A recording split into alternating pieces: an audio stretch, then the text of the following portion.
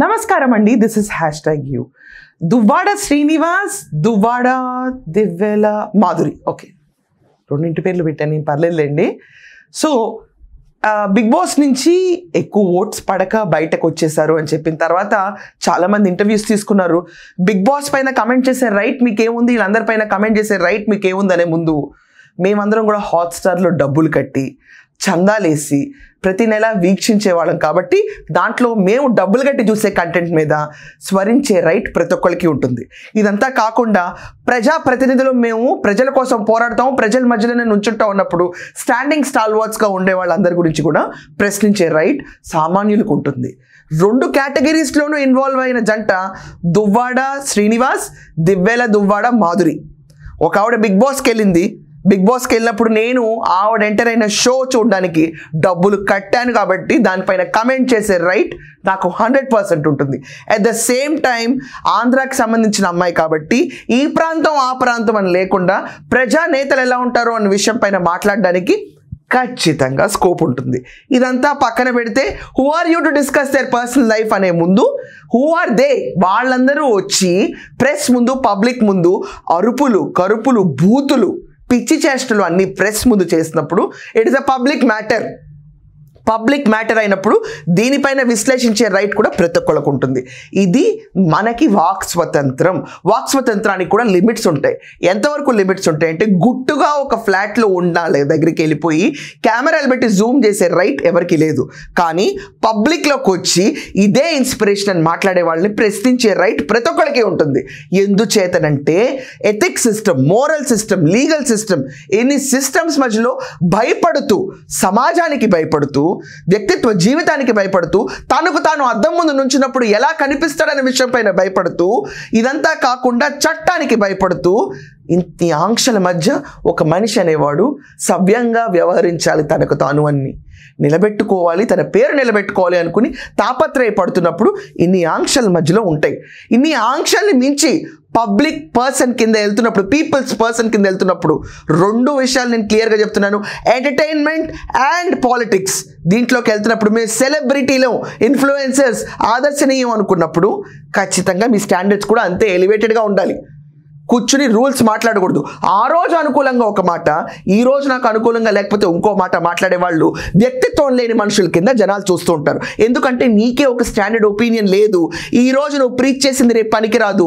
ఆ లెక్కన మనం చూసుకుంటే ఇక్కడ ఉన్న దువ్వాడ శ్రీనివాస్ పవన్ కళ్యాణ్ మ్యారేజెస్ గురించి, పవన్ కళ్యాణ్ గారు ఎందుకు ఎంతమందిని పెళ్లి చేసుకున్నారు, 3 పెళ్లిళ్ళ, మన హిందూ ధర్మం అంటావు కదా, ఏకపత్నివ్రతుడు అని చెప్పి ఆ రోజు బురద జల్లిన దువ్వాడ ఈ రోజు రీసెంట్గా జరిగిన ఒక ఇంటర్వ్యూలో చూస్తే కనుక మనం క్లియర్గా నన్నే ఎందుకు అడుగుతున్నారు ఈ ప్రశ్న, మీరు వెళ్ళి పవన్ కళ్యాణ్ కూడా అడగచ్చు కదా అని చెప్పిన మాటలు వైఖరిలోకి దిగజారుడు తనం చూసాం మనం కాదా. ఈ పర్టికులర్ ఇంటర్వ్యూ చూసిన తర్వాత జన సైనికులందరూ చాలా ఆగ్రహంగా ఉన్నారు. తమాషాలుగా ఉందా అని చెప్పి దువ్వాడ పైన కమెంట్స్ కూడా ఉంటున్నాయి. కమెంట్స్ చదవటం మానేస్తే ఎవరేం మాట్లాడలేరు, కానీ ప్రజా విశ్లేషణ అనేది కమెంట్స్ చదివితే, అంటే ఎర్రి కమెంట్స్ పిచ్చి కమెంట్స్ రాసే పోరంబోకులను పక్కన పెడితే కనుక కంటెంట్ వైజ్ ఎవరన్నా అపోజ్ చేసే కంటెంట్స్ చూస్తే కనుక, కమెంట్స్ చూస్తే కనుక వాళ్ళ ఆలోచన ధోరణి మనకు అర్థమవుతూ ఉంటుంది. అలాగే ఆ రోజు తనకు అనుకూలంగా ఉంది కాబట్టి సిచ్యువేషన్, ఎక్కడ ఈ దివ్వెల మాధురి విషయం బయటకి రాలేదు కాబట్టి ఏకపత్నివ్రతుడిగా ఉండాల్సిన నువ్వు హిందూ ధర్మాన్ని ఎలా ఆచరిస్తావు, నువ్వు ముగ్గురిని ఎలా పెళ్లి చేసుకుంటావు అని చెప్పి పవన్ కళ్యాణ్ గారి పైన దువ్వాడ శ్రీనివాస్ గారు కూర్చుని రెచ్చిపోయారు. అనుకున్నాం. ఈరోజు ఉన్న భార్యకి దూరం పెట్టేసి పిల్లలందరినీ ఇలా భాషలతో మాట్లాడేసి బయటకు పంపించేసి పిల్లలపైన చేసుకునే సీన్ కూడా ప్రతి ఒక్కళ్ళని చూసి ఆఖరికి తలుపులు తట్టి లోపలికి వెళ్ళాల్సి, ఎవరైనా స్వేచ్ఛగా నాన్న దగ్గరికి వెళ్ళగలుగుతారు, తలుపులు తోసుకుని పోలీసులు పెట్టుకుని కష్టపడి ఒక కూతురు వెళ్ళాల్సిన పరిస్థితి చూసిన తర్వాత ఆళ్లపైకి కూడా చెయ్యెత్తిన వీడియోస్ బయటకి రిలీజ్ అయ్యి ప్రెస్ ముందు కొన్ని ఆయన కూతుళ్ళనే దివ్వెల మాధురి దువ్వాడ మాధురి కూర్చుని పచ్చి బూతులు తిడుతూ లీగల్లీ ఎంటైటిల్డ్ వైఫ్ని పట్టుకుని పోవే ఇవే ఆవే అని చెప్పి అనాగరికమైన భాషని ప్రెస్ ముందు మాట్లాడినప్పుడు క్యారెక్టర్ ఎస్టాబ్లిష్మెంట్ జరిగి తీరుతుంది. జరగకూడదు, ఇది ఎలా అని చెప్పంటే కుదరదు. ఇది సభ్య సమాజం, దీంట్లో ఎంతో కోటాను కోట్ల మంది ఉంటారు. ఒక్కసారి నువ్వు ప్రెస్ ముందుకు వచ్చాక ఇరేస్ చేయడం అనేది కష్టం. మన హిస్టరీ, మన మాటలు, మనం ఎంత జాగ్రత్తగా ఉన్నాం, ఎలా వ్యవహరించుకున్నాం అన్న మ్యాటర్స్ చాలా ఇంపార్టెంట్. ఇప్పుడు మనం మెయిన్ టాపిక్లోకి వస్తే, దువ్వాడ శ్రీనివాస్ గారు కూర్చుని పవన్ కళ్యాణ్ గారు 3 పెళ్లి గురించి ప్రశ్నించండి మీరు వెళ్ళని చెప్పి. అయ్యా స్వామి, మీరు ఒక నిమిషం ఆగాలి, కొంచెం పాజ్ ఇవ్వాలి. పవన్ కళ్యాణ్ గారి భార్యలు ఎవరు? నీ దివ్వెల మాధురిలాగానో లేకపోతే మీ వైఫ్ వాణిలాగానో బయటకు వచ్చి గొడవల, రచ్చగేడవల, పిల్లల మీద అగాయిత్యాలు జరగల, పిల్లలు వచ్చి మొత్తుకోలా, పిల్లలు వచ్చి నాన్న ప్రేమ కావాలి, నాన్నకు ఫోన్ చేస్తూ ఉన్న షోల్లో పార్టిసిపేట్ చేయలా, పిల్లలందరూ మా నాన్న మాకు అన్యాయం చేశాడని మొత్తుకోలా. పేగు బంధము సమాజం క్రియేట్ చేసిన మ్యారేజ్ 2 బంధాలు తీసుకొచ్చి పబ్లిక్లో ఎండేలా పవన్ కళ్యాణ్ గారికి. ఆయన కుదరలేదు, నేను 3 పెళ్ళిళ్ళు చేసుకున్నాను ఆయన పబ్లిక్లో చెప్పారు. స్వతంత్రంగా మనం లీగల్లీ సిస్టమ్ ఫాలో అయ్యి వైఫ్కి అబ్జెక్షన్ లేనప్పుడు డైవోర్స్ తీసుకుని, ప్రాపర్ వేలో లీగల్ సిస్టంలో డైవోర్స్ తీసుకుని పెళ్ళిళ్ళు చేసుకుంటే ఎవరికి ప్రాబ్లం? నువ్వు కంపారిజన్ ఏకంగా పవన్ కళ్యాణ్తో ఎలా పెట్టుకుంటావు? I'm not saying you're bigger or he smaller or he's bigger or you're smaller, ఇక్కడ అది కూడా రావట్లేదు. నేను ఎలా పెట్టుకుంటావు? వాళ్ళ వైఫ్స్ ఏమైనా రోడ్డు మీదకి వచ్చి గొడవ పడ్డారా? ఫస్ట్ వైఫ్ శ్రీదేవి అవనండి, సెకండ్ వైఫ్ రేణు దేశాయ్ గారు అవనండి, థర్డ్ వైఫ్ ఇప్పుడు ఎగ్జిస్టింగ్ వైఫ్ ఆవిడనండి, వీళ్ళు ఎవరైనా పబ్లిక్ వచ్చి మాట్లాడారా? నువ్వు వైసీపీలో ఉన్నప్పుడే బోరుగడ్డ నీళ్ళు లాంటి వెదవలు కూర్చుని వాళ్ళ పిల్లల్ని వాళ్ళ వైఫ్ అన్నప్పుడు నువ్వు నోరు మెదపలా. నేను సస్పెండ్ అయ్యాక ఎవడరా నన్ను సస్పెండ్ చేస్తాను? పార్టీ హెడ్ జగన్మోహన్ రెడ్డిని అనేస్తున్నావు. నీ మగతనాలు ఎంతవరకు, నీ లీడర్షిప్ క్వాలిటీస్ ఎంతవరకు? ఉన్నంత వరకు వాళ్ళకి సోపేస్తా కూర్చోవాలి, బయటకు వచ్చేస్తా నేను మగాని, నేను గెలిపించేస్తా. ఎవరికి ఉద్రేకం? దేనికి పనికిరాని ఉద్రేకం ఇది, దేనికి పనికిరాని ఉద్రేకం? ఇదంతా కాకుండా ఆయన బాంబులు చుట్టారు, బాంబులు వేశారు అని చెప్పిన ఒక ప్రశ్న ఉంది ఆ ఇంటర్వ్యూలో, లేటెస్ట్గా వచ్చిన ఇంటర్వ్యూలో. కూర్చుని బంగారం నా రాజా, ఏంటండి ఇది? ప్రపంచం ఎటెళ్తుంది? A1 కింద ఉన్న ఒక బాంబ్ కేసులో, నాకు తెలియదు ఎగ్జాక్ట్గా కేసు సినారియో అంటే, ఐఎమ్ బీయింగ్ వెరీ హానెస్ట్, కానీ ఎవరన్నా అలాంటి చూసిన రాజా బంగారం A1 కింద ఉన్న ఎవరన్నా పక్కనున్న భార్యో ప్రియురాలో ఎవరో ఇలా అంటే మేమందరం ఏమవ్వాలి? ఆయన నేను A1 కింద ఉన్నాను, ఏమవ్వాలి మేము ఇవన్నీ చూసి? బతకాలా చావాలా? ఇప్పుడు దాకా క్లియర్గా చెప్తున్నారు మీరే ఇంటర్వ్యూల్లో, నాకు డివోర్స్ రాలేదని దుబాడే చెప్తా ఉంటారు, నాకు వచ్చేసిందని ఆవిడ చెప్తా ఉంటుంది. డివోర్స్ రాని వ్యక్తికి ఆల్రెడీ లీగలీ వైఫ్ పిల్లలు ఉన్నప్పుడు, పిల్లలు పక్కన పెట్టండి పాపం, వైఫ్ ఉన్నప్పుడు ఆవిడే ఈరోజు దాకా మా ఆయన నిన్నుసార్లు అనుకోలేదు, కానీ ఈవిడ డైరెక్ట్గా పోడియంస్ మీదకి వెళ్ళిపోయి మా ఆయన అంటే ఏంటో తెలుసా? హస్బెండ్. హిందూ మ్యారేజ్ యాక్ట్ అంతా గుడ్డుపోయిందా ఈరోజు? ఎవరో హస్బెండ్ తీసుకొచ్చి పబ్లిక్ పోడియంలో మా ఆయన అంటే ఓహో యువర్ హస్బెండ్ అని చెప్పి చప్పట్లు కొట్టడానికి స్పందించరా? ఇదే సుప్రీంకోర్టు ఇచ్చిన వెసులుబాటు ప్రకారం లివింగ్ టుగెదర్లో ఉన్నప్పుడు హీస్ మై బాయ్ ఫ్రెండ్ అని చెప్పుకోండి, బాగుంటుంది. వీఆర్ లివింగ్ టుగెదర్ అని చెప్పుకోండి, బాగుంటుంది. మా ఆయన అనకూడదు, ఇంటి పేర్లు మారిపోవు. ఇవన్నీ కొన్ని లాజిక్ కాదు, లీగల్ పాయింట్స్ ఉంటాయి సిస్టంలో. మీరందరూ వెళ్ళి పోడియంస్లో కూర్చొని మాట్లాడుతుంటే పవన్ కళ్యాణ్ గారితో ఏకంగా కంపారిజన్ చేసేస్తే ఎలా కంపేర్ చేసుకుంటావు దువ్వాడ నువ్వు పవన్ కళ్యాణ్ గారితో?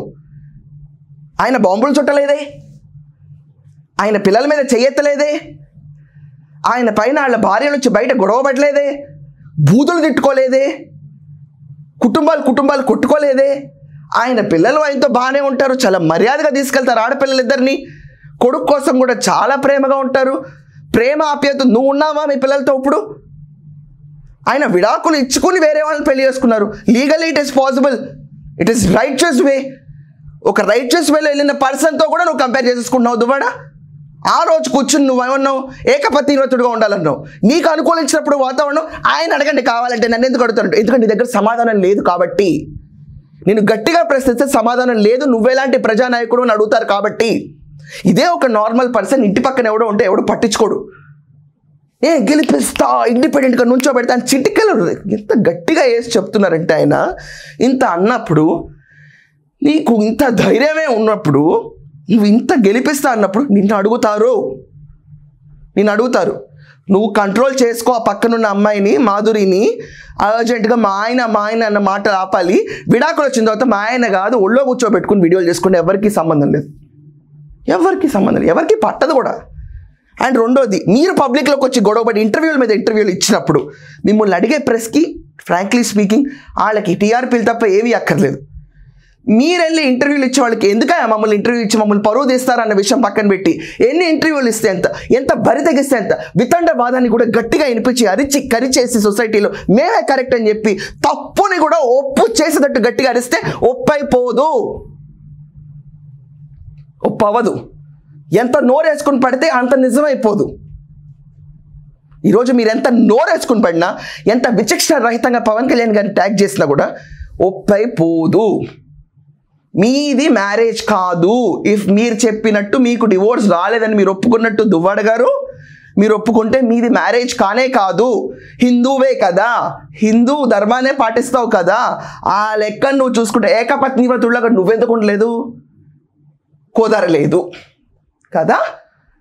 మరి ఆ రోజు పవన్ కళ్యాణ్ గారిని ఎలా అడిగావు? కుదరలేదని నేను ముందే చెప్పినా.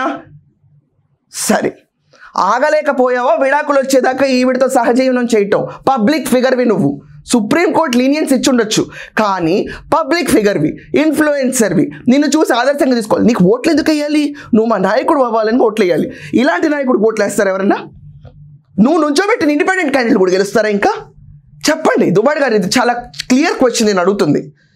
మీ ఇష్యూ ఎందుకు ఇంత బ్రూడ్ అవుట్ అవుతుందంటే, యాక్చువల్లీ బిగ్ బాస్ అనే ఒక ఈవెంట్ తీసుకెళ్ళిపోయి వైల్డ్ కార్డ్ ఎంట్రీలతో పచ్చళ్ళు అమ్ముకునే రమ్యని తర్వాత తిని తీసుకెళ్ళి ఎలా ఫేమస్ అయ్యారు మీరంటే ఇలా ఫేమస్ అయ్యారని చెప్పిన బ్యాచ్ అందరినీ కూర్చోబెడితే రేపు మా ఇళ్లలో ప్రతి ఒక్కళ్ళు స్పందించే తీరు ఇలాగే ఉంటుంది. నిజాలు వినటానికి కష్టంగా ఉందా? నిజం చెప్పడానికి భయం లేనప్పుడు అగ్ర పర్సన్ మీద నిందేసి వాళ్ళని అడుక్కొని పోండి. విడాకులు తీసుకున్నారు ఆయన, నువ్వు తీసుకున్నావు అయితే ప్రశ్న.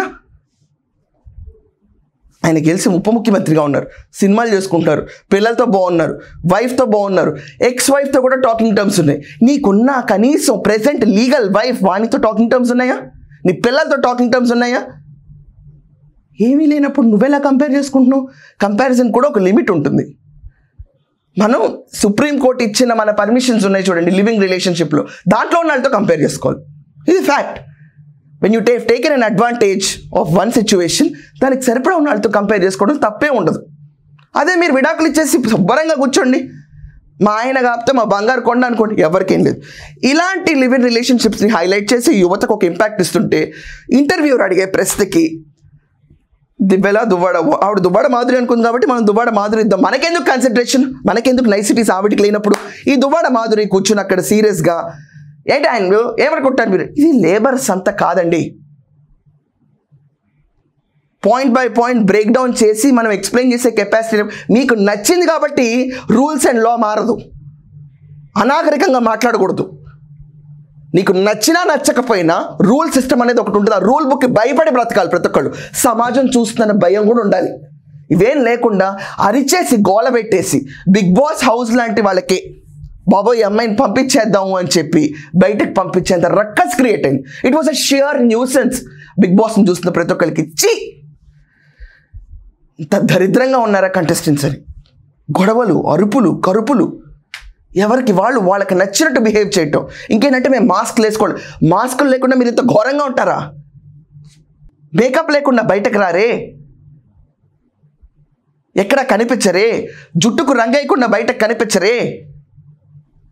కానీ జనాల ముందు మాట్లాడేటప్పుడు మాటలు ఎందుకు సవరించుకోలేరు?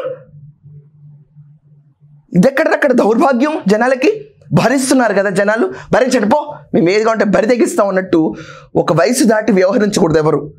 రూల్ బుక్ ప్రకారం లీగల్గా ఫాలో అయి ఉంటే అయిపోయింది.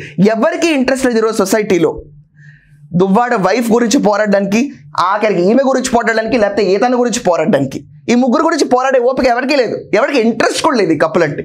కానీ బిగ్ బాస్కి ఎందుకు వెళ్ళారన్న విషయం పైన మాట్లాడి ఈ తేగేంతవరకు సాగుతుంది. Otherwise who cares a dam? నీకు ఓట్లు పడవు అంతే. నువ్వే అన్నావు 60 ఏళ్ళు వస్తున్నాయని. 65 ఏళ్ళకి నీకు ఓపిక ఎంత ఉంటుందో అప్పుడు ఎంత పార్టిసిపేట్ చేస్తావు అప్పుడు చూసుకోవచ్చు. జనాలు ఓట్లు చెప్పేస్తారు మాకు నచ్చలేదు పో అన్నట్టు. ఎన్ని గవర్నమెంట్లు కోల్టం చూడలా. 151 స్థానాల నుంచి 11 స్థానాలు పడిన జగన్మోహన్ రెడ్డి గారే లైవ్ ఎగ్జాంపుల్. జనాలు అనుకుంటే ఇక్కడి నుంచి ఇక్కడ పడేస్తారని. ఇంకేమన్నా అన్నాం అనుకోండి, నా పైన ఇన్ని కుక్డప్ స్టోరీస్ చెప్పారు కదా, నన్ను సస్పెండ్ చేయించారు కదా పార్టీ నుంచి, అవతల వ్యక్తుల వీడియోలు పోలీసులు పెట్టుకుని ఎంతమంది రంకుముగుళ్ళు పిల్లలు ఇంటికి వెళ్తున్నారో వీడియోలు మా దగ్గర ఉన్నాయి. మీరు ఎవరితో కంపేర్ చేసుకుంటున్నారో దిగజారి మీకు అర్థమవుతుందా? మనకు ఆన్సర్ లేనప్పుడు పక్కన డొంక కదిలిస్తామన్నా, ఇదా సమాధానం? కానీ సమాధానం లేదనే అర్థం. అక్కడ సమాధానం లేని ప్రశ్న కింద మిగిలిపోయిన మీరు జనాలను ఉద్ధరిస్తారా? మీకే సమాధానం తెలియదు, ఓ ప్రశ్నగా మిగిలిపోయిన మీరు పవన్ కళ్యాణ్ లీగల్ సిస్టమ్స్లో ఆయన పెళ్లిళ్ళు చేసుకుని సుఖంగా ఉండి పిల్లలతో బాగుంటే ప్రశ్నిస్తారా? అర్హత తెలిసి ప్రదర్శించుకోవడం మంచిది. ఇంకోసారి ఇలా అనిపించుకునే ముందు అంత బిహేవియర్ కూడా ఉండాలి. బాంబులు చుట్టాము A1 కేసు, అది కేసు మూసి అయిపోయింది, అబ్బా నా రాజ బంగారంలాగా ఉండకూడదు. ఇలాంటి యాక్షన్స్ పబ్లిక్ ఇంటర్వ్యూస్లో చేస్తే కట్ చేయాలి. ఎందుకంటే వీళ్ళందరూ ఇన్ఫ్లుయెన్సెస్ కాబట్టి వీళ్ళ ఇంపాక్ట్ జనాలపైన ఉంటుంది. కాబట్టి ఇలా చుట్టినాళ్ళు A1 కింద కేసు ఉన్నా లేకపోయినా ఇంత గొప్పగా ఫీల్ అవుతుంది. జైలుకి వెళ్తే గొప్ప మనుషుల కింద ఎలా భావిస్తున్నారు ఈరోజు జనాలందరూ. ఇలాంటి వాళ్ళు చూడగా ఇన్స్పైర్ అయ్యి రాంగ్ ఇన్స్పిరేషన్ మూడ్లోకి వెళ్తుంది. దిస్ ఆల్ ఫర్ నౌ అండి. ఒకవేళ మీరందరూ కూడా ఖచ్చితంగా ఈ పర్టికులర్ షో పైన ఎలాంటి విభిన్నమైన ఆలోచనలు కమెంట్స్లో ఉండాలనుకున్నా, మీ ఒపీనియన్ ఏంటి పవన్ కళ్యాణ్ గారితో కంపేర్ చేసుకోవడం గురించి కూడా ఖచ్చితంగా కమెంట్స్లో మెన్షన్ చేయండి. That's all for now. I'm signing off. Thank you.